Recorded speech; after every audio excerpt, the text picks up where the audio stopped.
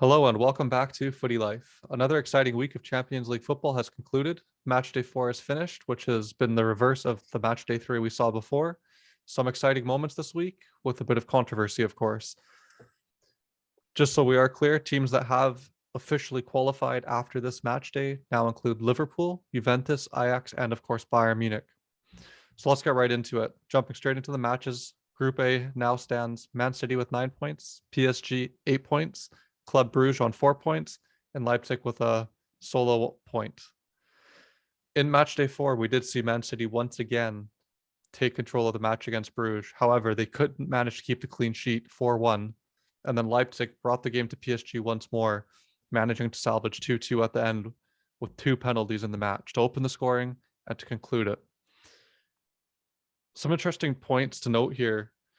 You've got 2 powerhouses in PSG and Club Brugge, and both failed to keep a clean sheet in either match day 3 or 4, with the defense looking very, very susceptible actually to the attacks of Bruges and Leipzig. What do you think, John? Yeah, just looking at PSG's defense, it's definitely looking very shaky. Um, their center backs. I feel like they aren't quite on the same. They're not performing at the same level. Like Kimpembe, he's just out there, making fouls, unnecessary fouls, and putting the team at risk here. And I feel like he just isn't doing it for PSG. Um, And I also feel like maybe their midfield is lacking every time Verratti isn't in there. Um, yeah, for You're right. that's You're that's what right. I that's what I see for PSG. You're right. PSG certainly are better with Verratti in the squad, and they're lacking that defensive midfielder sticking to the defense because everyone likes to jump up into attack. I think it's a very offensive minded team for sure. Now, talking Yeah, about defenders moving forward, though, Man City's João Cancelo, 3 right. assists again against Club Brugge here. How good is he? How influential and how key is he for Man City here? Yeah, it's very interesting how Zhao's performances have really evolved, I guess, over the seasons. We saw him go from not getting as many, I guess, starting games in previous seasons, and now feels like Pep has finally found that confidence in him, and it's starting to show. Like he's putting up those numbers. Great performances. Yeah, and also for attacking um players there who play left in that left back position, he doesn't seem to get caught out too much either. Like I know Marcelo in the past for Real Madrid was guilty of it. You have other players, Alonso for Chelsea, in a Hmm. very similar position, and they always got caught out. He doesn't seem to get caught out too often, but yet seems to get forward at the right times too. So he's very good at reading the play. But another player I want to talk about is from RB Leipzig. You've got Nkunku, who was a PSG player and only left 2 years ago. Yep. Do you think they're Yeah. starting to regret that sale? Oh, definitely. Uh, just you can see it every time he's on the ball. It looks like he's going to create a chance, an opportunity. PSG definitely should have held on to him a little bit longer. But that's just kind of how the market goes, right? You see these players, and maybe they're not performing at the time, but they grow going to these other clubs, and you can see he's done that here at Leipzig.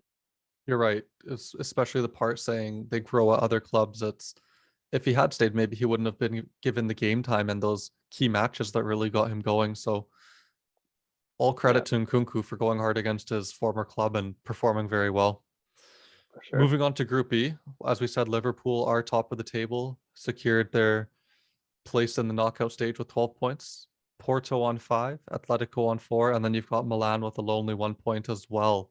Yeah, A little bit of a stalemate here. First game, Milan Porto 1-1, and then Liverpool taking control of Atletico. And I think that Griezmann red card in match day 3 really cost Atletico here, lacking creativity and any types of opportunities. Um, but let's go back to the Milan Porto game. We know Milan and Serie A are they haven't lost a match yet. I think they've only drawn one game and won every other match. So they're a completely different team in the Champions League, and it's very interesting to see just how different they are sometimes. You come up against your domestic rivals and then you go up against Europe's elite and they're struggling. yeah, yeah, definitely. in Serie A in their domestic league, they're second place. And like you said, they haven't lost a match. And I maybe it's a little bit of luck here. Getting drawn into this group, it's not easy. Liverpool, Atletico, Porto, they're all really strong teams. Um, I personally didn't see Porto. I didn't think Porto was going to perform so well. But yeah, I mean, from here on out, I guess AC Milan will just have to try to do their best. Maybe just enjoy the rest of the matches. You're right. I think they probably accepted defeat here, although we Yeah, can't rule them out. I mean, look at Atalanta 2 years ago, 0 points after 3 matches, and then came back and qualified still. So that's right. Milan, it might be a little bit of lack of experience too. Their first time back in the Champions League in a number of years, but credit to Porto because you're right. I did not peg them in second place after 4 matches. Yeah, Definitely credit to them here. In Group C, a little bit of a shocker, I would say as well. You've got Ajax in top spot on 12 points. You've got Dortmund in second on 6, Sporting on 6, who have done very well to come back up here in the last 2 match days, and then Besiktas with 0 points. But the big surprise for me here was Ajax dominating Dortmund 4-0 on match day 3. Absolutely took the game to Dortmund. Dortmund lucky it wasn't 6 or 7-0. And Dortmund did really well in match day 4. And then key controversy here. Red card to yeah. Hummels. Do you think it was a red? Oh man, at first taking a glance at it, maybe it was a little bit harsh, but then I rewatched the video and his studs were up. I don't know. It's maybe a little bit too harsh, but that's what you get for going in like that. I don't know. What do you think? You're right. I also thought at first, oh, you know what, just a little bit of a tackle from behind, but nothing too malicious. But you're right. When Yeah, you rewatch it, studs are up. He's actually in the air in a jumping yeah, motion. yeah, And why is your center back that far forward making a tackle like that? If it's around his own box, I completely understand him defending his box, but yeah. it's further up the field. There's no need for it. Very, very unnecessary to risk a tackle like that. But I have to say, I'm very impressed with Ajax and Sebastian Haller. He's been on fire for Ajax. I think he scored in every Champions League game he's played in so far. Um, so Mhm. very, very impressed with them. I think Besiktas enjoy the rest of the experience because they're not going to get far, and it'll be very interesting to see how Dortmund come back here without Haaland because they've definitely seemed to rely on him too much for offense. Yeah, I mean, if Dortmund don't get their scoring issues together, I can see Sporting overtake that second spot. It really wouldn't surprise me. We'll have to see how Yeah, long Haaland's out for because I'm sure he'll play a key role if he is back.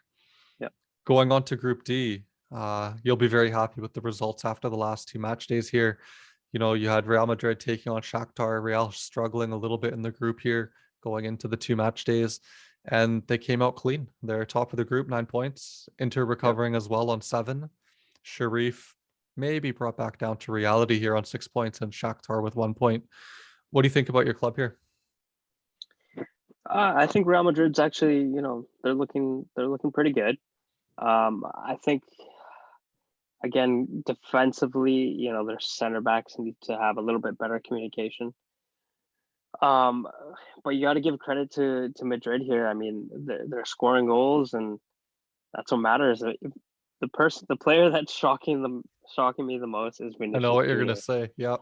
Y- like the guy still does his stupid little things, like too many step overs and screws up, but he's somehow finding Benzema all the time inside the box, and Benzema is obviously there to put it away, even though they're tap-ins, but Benzema's there in the right spot, right? Well, if yeah, Um, if Benzema's not there to tap it in, then it's not a goal. So exactly. no, So yeah, I I have to mean, say I agree with you. Vinicius, his work rate's gone up as well, and that's really impressed me. I mean, mhm, on one of the goals here against Shakhtar, I was very impressed with Vinicius's effort. If he hadn't made the run to challenge the defender right. and nick the ball away, Real It wouldn't have wouldn't have been. happened. Yeah, it wouldn't have happened. They wouldn't have been leading. Exactly. So Yeah. I am impressed. It does look like he's maturing now, and he's realizing it's more than just little tricks and flicks. Sometimes it's the hard work that Yeah, gets you the wins, and it's great to see the two linking up very well here. yeah. But as far as the next match against Sheriff, I mean, we all know what happened the first time they met. If if Madrid go in there with the same intensity, I don't see it. I don't see them losing. Hopefully not. I don't see them losing either. It's Yeah, going to be very interesting. I think Sheriff can still qualify. I wouldn't rule them out entirely. It's all going to depend how Inter play, but I think Real will top the group for sure. yeah. Going on to Group E, um, a little bit shocked here, but I mean, Bayern top of the group, that's not surprising. 12 points, very clean victories. Went to Benfica, clean sheet, led in 2 goals at home. Benfica can be very proud of that. But Barcelona in second place here, they had 0 points going into match day 3 and 4, and they were coming up against the weakest team in the group, and they took full advantage.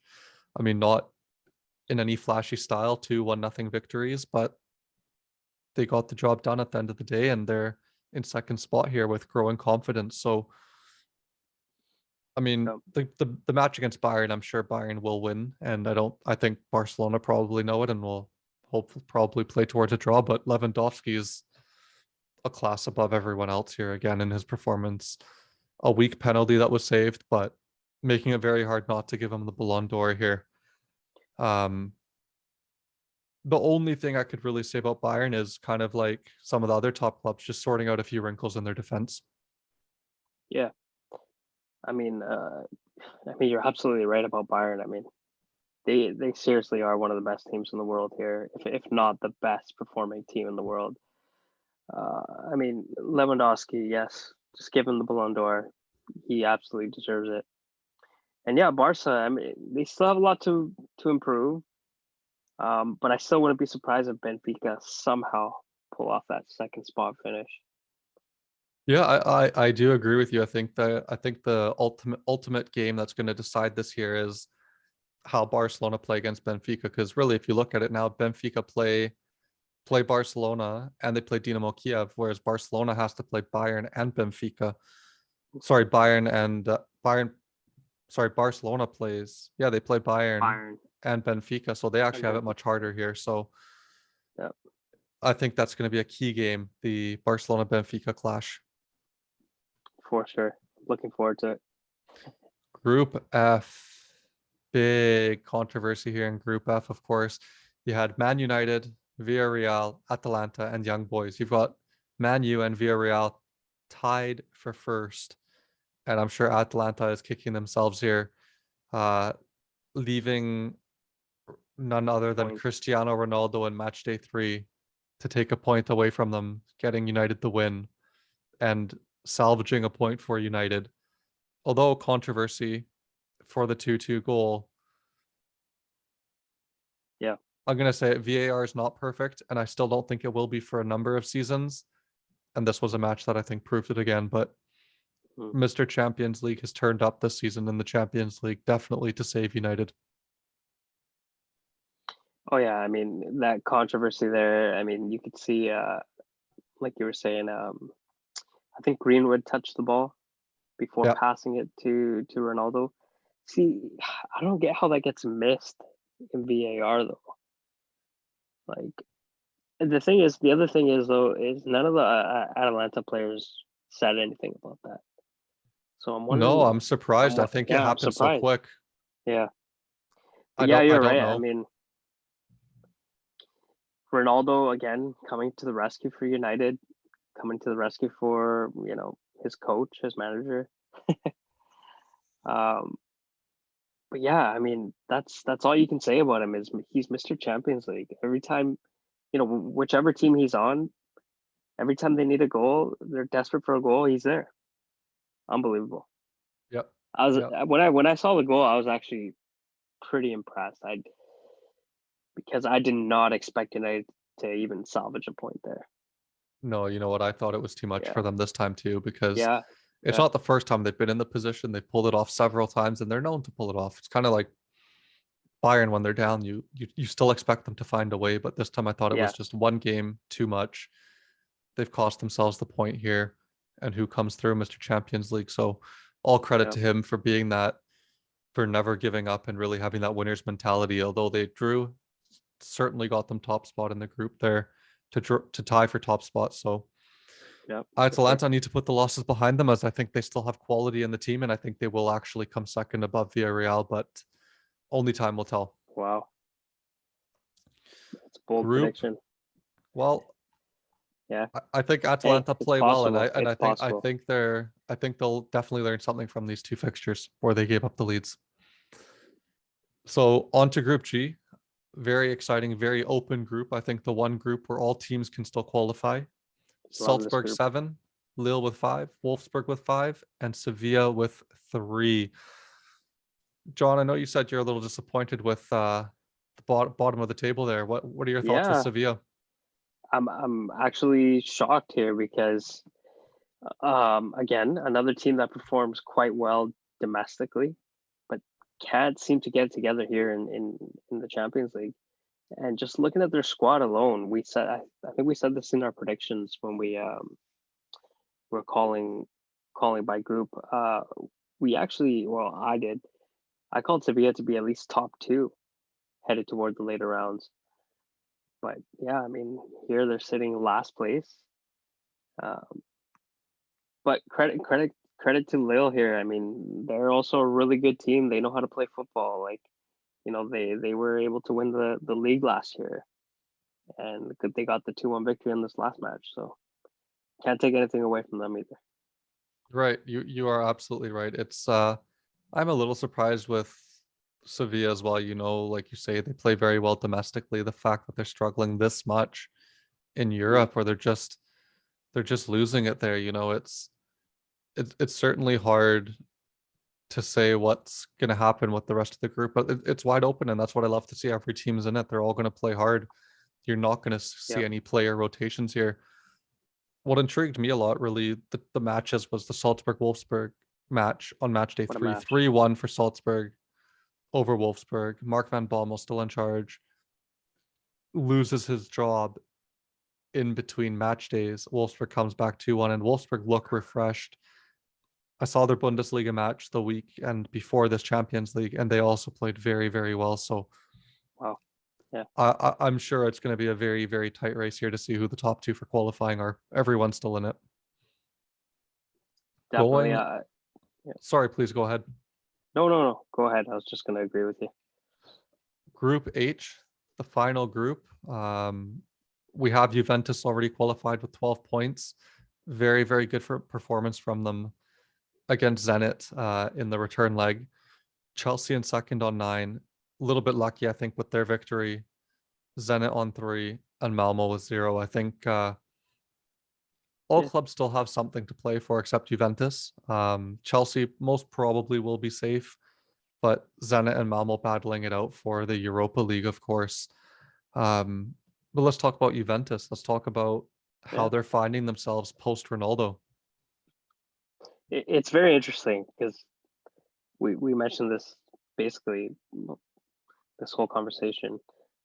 You got these teams that are performing really well domestically, or the other way around. You can see that here with Juventus. They're not performing really well domestically, but come Champions League, they're top of the table. I'm actually quite shocked to see that because I think Juventus are sitting in ninth place right now in Serie A. Um, and yeah, maybe Dybala has found his ways again. Maybe Morata's finally starting to score goals, but quite shocking if you ask me. Yeah, I agree. I do agree. I think Dybala, the match on the midweek against Senate helped him out. Yep. Hopefully he can translate that over to the domestic form as well. And I mean, Chiesa was on the score sheet as well, I believe. Yeah. Yeah. And he's always been there, and Morata turned up for one. So if they can carry it over to domestic, they'll be back up challenging towards the top of Serie A in no time. But good for them. They can Mhm. now focus on Serie A by already having qualified for the knockout stages of the Champions League. That's true.